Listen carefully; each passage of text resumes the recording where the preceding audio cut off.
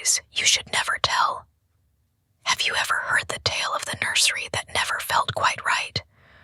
It's one of those stories you hear whispered in the corners of dark rooms or in hushed tones at late-night gatherings.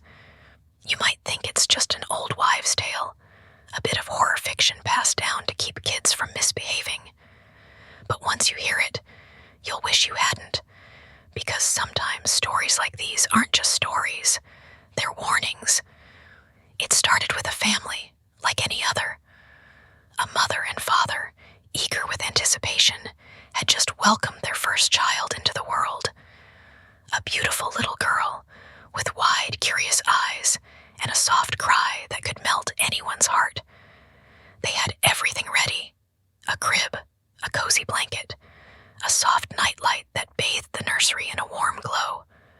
But there was one thing they never accounted for: the house itself.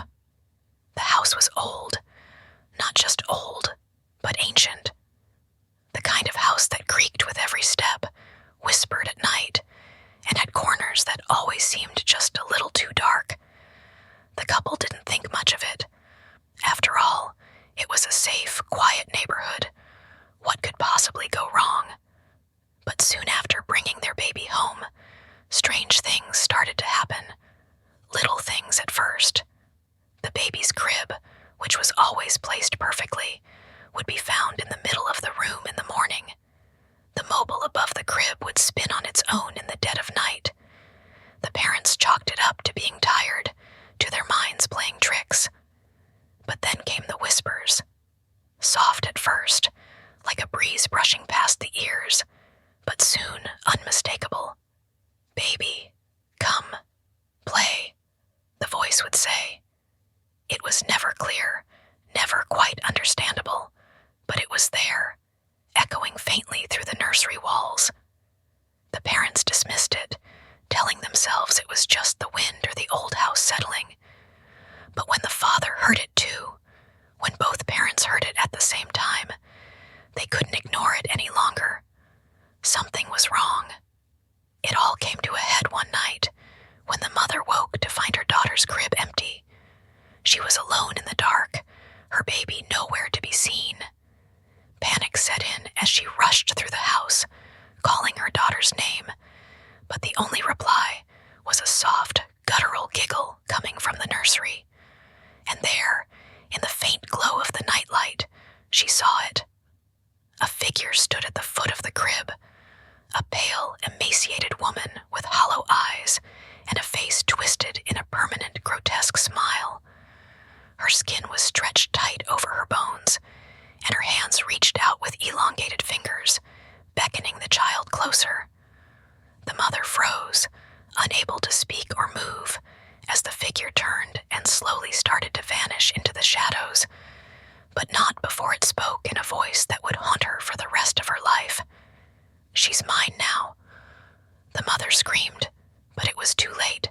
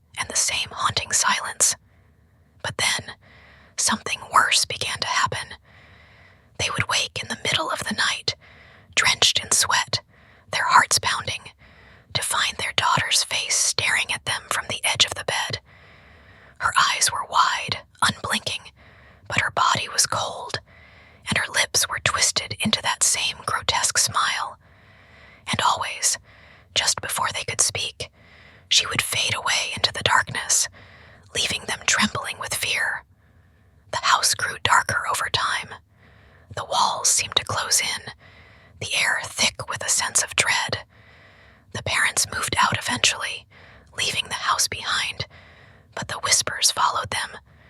They could never escape the feeling that their daughter was out there, somewhere, waiting in the shadows for them to return. And that's the thing about stories like these. They don't just disappear.